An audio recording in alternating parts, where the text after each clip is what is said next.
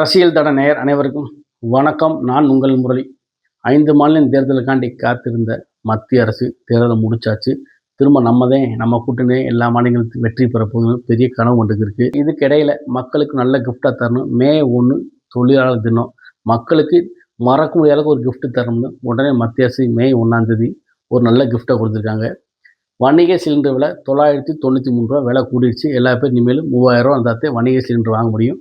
எந்த டீ கடை, எந்த ஹோட்டல் கடைக்கு போனால் இனிமேல் எந்த பொருளும் கடையில் வாங்கி சாப்பிட முடியாது. எல்லாமே விலைவாசி உயரப்போகுது. மக்கள் ரெடியாக இருக்காங்க. உங்களை எப்படியாவது மக்களை பூரா கஷ்டப்படுறத காயப்படுத்தணும்னு மத்திய அரசு மனசளவு நினச்சிக்கிட்டு இருக்கதா மக்களே சொல்கிறாங்க. எல்லா டீ கடையிலும் புலம்புறாங்க. சரி, அது ஒரு பக்கம் தான் போயிடுச்சு. வீட்டு சிலிண்டர்லாம் ஏற்றலைன்னு பெருமை நினைக்கக்கூடிய மகளிருக்கு ஏன் அப்படி நினைக்கிறீங்க? இன்னும் ஒரு 3 நாள் 4 நாளுக்குள்ளே 50 முதல் 40 வரை வீட்டு சிலிண்டர் விலை ஏற்ற போகிறோம். பெட்ரோல் டீசல் விலை 5 to 7 ரூபா ஏற்ற போகிறோம். எல்லா பேரும் ரெடியாக இருக்காங்க. தமிழ்நாட்டில் நீங்கள் எல்லா அத்தியாவசிய பொருள் விலை ஏறுறதுக்கு இந்த மத்திய அரசு முழு பொறுப்பு. எல்லா பொருளும் ஏற்றி விட போகிறோம். அப்போ தானே இலவச திட்டங்கள்லாம் கொண்டு வந்து சேர்க்க முடியும் மக்களுக்கு அப்படின்னு மத்திய அரசு பெரிய கொள்கை கோட்பாடோடு இருக்கான். எப்படியாவது எல்லா விலைவாசியை உயர்த்திடணும். 2029 திரும்ப நம்ம ஆட்சி முடியக்குள்ளேயும் தமிழ்நாட்டில் சாதாரண சோப்பு கூட 100 ரூபாய்க்கு கம்மியாக விற்கக்கூடாதுன்னு பெரிய லட்சியத்தோடு இருக்காரா மோடி கவர்மெண்ட்டு அப்படின்னு மக்கள் சொல்லி புலம்புற சவுண்டு நம்ம காதில் இருக்குது.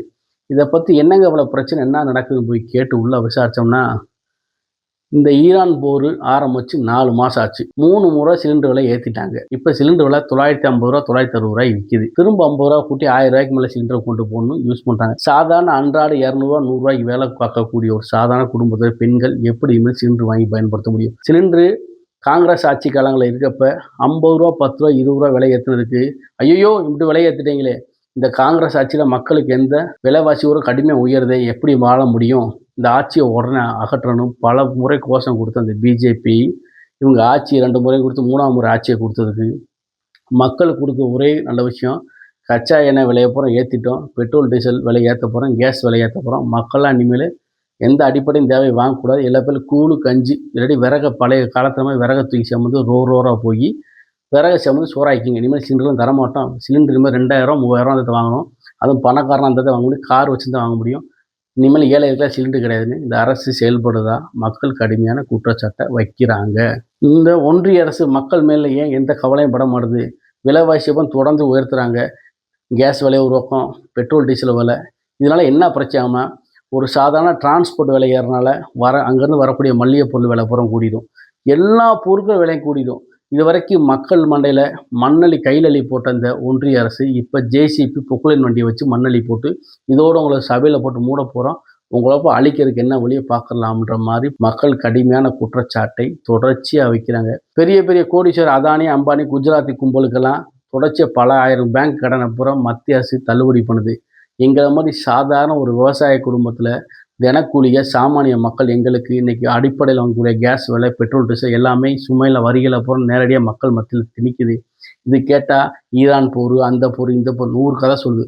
அரசாங்கம் நினச்சி மக்களுக்கு எந்த பொருளை விலைவாசியை கூட்டணும், எந்த பொருளை விலைவாசியை குறைக்கணும்னு நினைக்கிறாமே தவிர மக்கள் சாமானிய மக்கள் மேலே இவ்வளோ சுமையை சுமத்தக்கூடாது. இன்றைக்கி எல்லா பேருமே ரொம்ப கடுமையான சூழல், கடுமையான வறட்சி ஏற்படக்கூடிய சூழல் உருவாகி கொண்டு இருக்கிறது இந்தியாவில். இந்தியா வளர்ந்து கொண்டு போயிடுறதா இல்லை பின்னோக்கி செல்லுகிறதா என்பது மிகப்பெரிய கேள்வியாக இருக்குது. மக்கள் தொடர்ந்து புலம்ப ஆரம்பித்து விட்டார்கள். பணம் தான் ரெடி பண்ணி சிலிண்டர் வாங்கலாம் போனோம்னா இனிமேல் கிராம பகுதியில் ஒரு சிலிண்டருக்கு 45 நாள் இடைவெளி, நகர பகுதியில் 25 நாள் இடைவெளி கொடுக்குறாங்க. இதில் கூட ஏன் நகரம் கிராமம்னு இந்த அரசு பிரிக்குது என்பது மிகப்பெரிய கேள்விக்குறியாக இருக்கிறது. கிராமப்புறத்தில் வேலைக்கு போகக்கூடிய பெண்கள் சிலிண்டர் தட்டுப்பாடு வரக்கூடிய வாய்ப்பு அதிகமாக இருக்குது.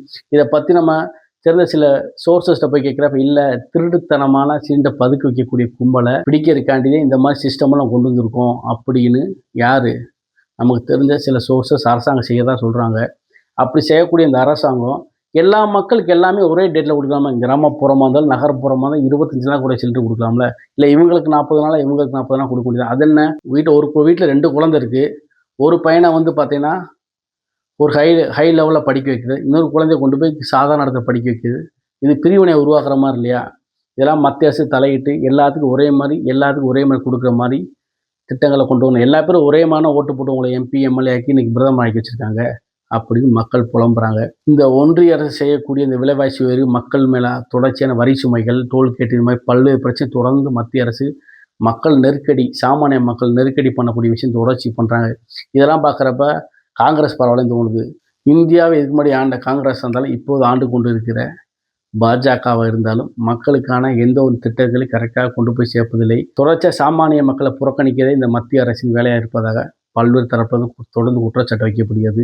இந்த அத்தியாவசிய விலைவாசி உயர்வுக்கெல்லாம் வரக்கூடிய 2039 நாடாளுமன்ற தேர்தலில் உங்களுக்கு தகுந்த பாடம் புகட்டப்படும் என்று மக்கள் சொல்கிறாங்க. பார்ப்போம் என்ன விலைவாசி எப்படி உயரப்போகுது, மக்கள் அன்றாட வாழ்வில் எப்படி உயரப்போகுது. தொடர்ந்து பல்வேறு பிரச்சனை வருது. ஆனால் இன்றைக்கி விலைவாசியெல்லாம் தொடர்ந்து உயர்ந்து கொண்டே போகிறது. ஆனால் தனிநபர் வருமானம் எதுவுமே உயரலை. எல்லாமே ஒரு குழப்பமான குழப்பமான பிரச்சனையே போய்கிட்டு. இந்த மக்கள் மேல் அக்கறை உள்ள அரசாங்கம், மக்கள் மேல் நன்மைப்படக்கூடிய அரசாங்கம் வரக்கூடிய காலங்கள் உருவாக வேண்டும், நல்ல மாற்றத்தை உருவாக்க வேண்டும் என்று மக்கள் நினைக்கிறாங்க. இந்த வீடியோ பிடித்திருந்தால் சப்ஸ்கிரைப் பண்ணுங்கள், கமெண்ட் பண்ணுங்கள், ஷேர் பண்ணுங்கள், லைக் பண்ணுங்கள். நன்றி, வணக்கம்.